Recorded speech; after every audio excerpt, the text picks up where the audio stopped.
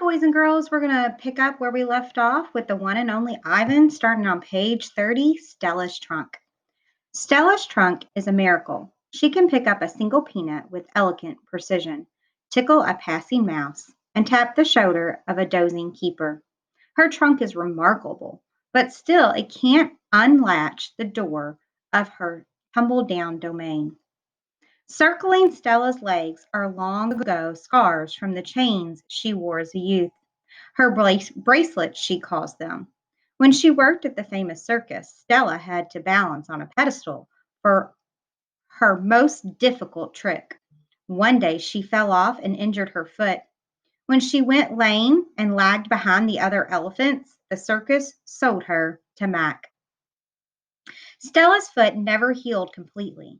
She limps when she walks, and sometimes her foot gets infected when she stands in one place for too long. Last winter, Stella's foot swelled to twice its normal size. She had a fever, and she lay on the damp, cold floor of her domain for 5 days. They were very long days. Even now, I'm not sure she's completely better. She never complains, though, so it's hard to know. At the Big Top Mall, no one bothers her with iron shackles. A bristly rope tied to a bolt in the floor is all that is required. They think I'm too old to cause trouble, Stella says. Old age, she says, is a powerful disguise. A plan. It's been 2 days since anyone's come to visit. Mac is in a bad mood. He says we are losing money hand over fist. He says he is going to sell the whole lot of us. When Thelma, a blue and yellow macaw, demands, "Kiss me, big boy," for the third time in 10 minutes, Mac throws a soda can at her. Thelma's wings are clipped so she can't fly, but she can hop. She leaps aside just in the nick of time. "Pucker up," she says with a shrill whistle. Max stomps to his office and slams the door shut. I wonder if my visitors have grown tired of me. Maybe if I learn a trick or two, it will help. Humans do seem to enjoy watching me eat. Luckily, I'm always hungry.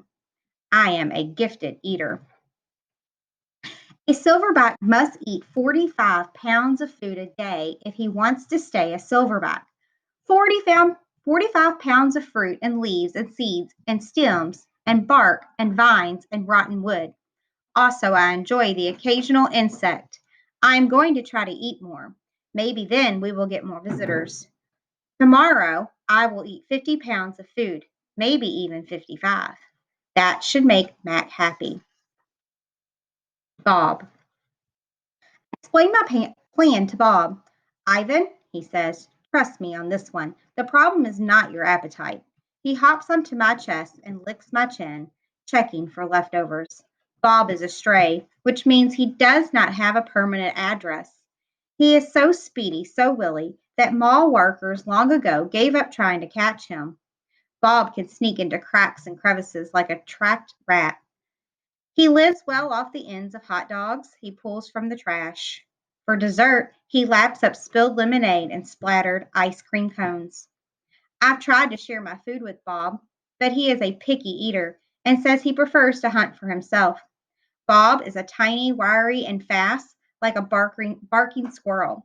He is nut-colored and big-eared. His tail moves like weed in the wind, spiraling and dancing. Bob's tail makes me dizzy and confused. It has meanings within meanings, like human words. I am sad, it says. I am happy, it says. Beware. I may be tiny, but my teeth are sharp. Gorillas don't have any use for tails. Our feelings are uncomplicated. Our rumps are unadored.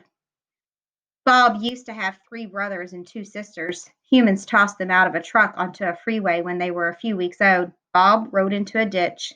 The others did not. His first night on the highway, Bob slept in the icy mud of the ditch. When he woke, he was so cold that his legs would not bend for an hour. The next night, Bob slept under some dirty hay near the Big Top Mall garbage bins. The following night, Bob found the spot in the corner of my domain where the glass is broken. I dreamed that I had eaten a furry donut. And when I woke up in the dark, I discovered a tiny puppy snoring on top of my belly. It had been so long since I had felt the comfort of another's warmth that I wasn't sure what to do. Not that I hadn't had any visitors.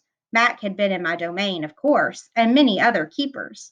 I'd seen my share of rats zip past, and the occasional wayward sparrow had fluttered in through a hole in my ceiling.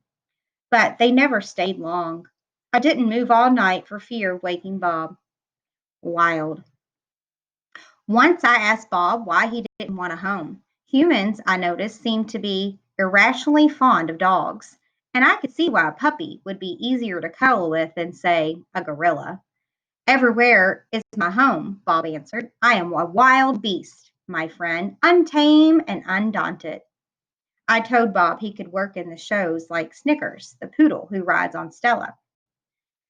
But Bob said Snickers sleeps on a pink pillow in Mac's office. He said she eats foul smelling meat from a can.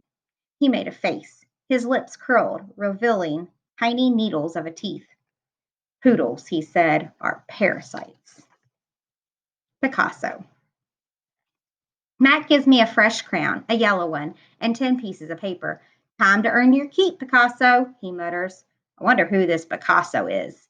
Does he have the tire swing like me? Does he ever eat his crowns?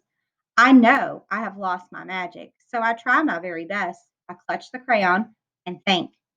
I scan my domain. What is yellow? A banana. I draw a banana.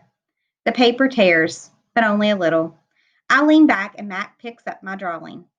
Another day, another scribble, he says. One down, 9 to go. Who else is yellow, I wonder, scanning my domain? I draw another banana, and then I draw 8 more. 3 visitors. 3 visitors are here, a woman, a boy, a girl. I strut across my domain for them. I dangle from my tire swing. I eat 3 banana peels in a row. The boy spits at my window. The girl throws a handful of pebbles. Sometimes I'm glad the glass is there. My visitors return. After the show, the spit pebble children come back. I display my impressive teeth. I splash in my filthy pool. I grunt and I hoot. I eat and eat and eat some more. The children pound their pathetic chest. They toss more pebbles. Slimy chimps, I muttered. I throw a me ball at them. Sometimes I wish the glass were not there. Sorry. I'm sorry I call those children slimy chimps. My mother would be ashamed of me. Julia. Like the spit pebble children, Julia is a child, but that, after all, is not her fault. While her father George cleans the mall each night, Julia sits by my domain. She could sit anywhere she wants, by the carousel, in the empty food court, on the bleachers coated in sawdust. But I am not bragging when I say that she always chooses to sit with me. I think it's because we both love to draw. Sarah, Julia's mother, used to help clean them all, but when she got sick and grew pale and stooped, Sarah stopped coming. Every night Julia offers to help George, and every night he says firmly, "Homework, Julia. The floors will just get dirty again." Homework, I have discovered, involves a sharp pencil and thick books and long sighs. I enjoy doing pencils. I'm sure I would excel at homework. Sometimes Julia dozes off, and sometimes she reads her books, but mostly she draws pictures and talks about her day. I don't know why people talk to me, but they often do. Perhaps it's because they think I can understand them, or perhaps it's because I can't talk back.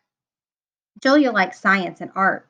She doesn't like Lilla Burpee, who teases her because her clothes are owed, and she does like Deshaun Williams, who teases her too, but in a nice way. And she would like to be a famous artist when she grows up. Sometimes Julia draws me. I am an elegant fellow in her pictures, with my silver back gleaming like moon on moss. I never look angry the way I do on the fading billboard by the highway. I always look a bit sad, though. And we're going to stop there for today.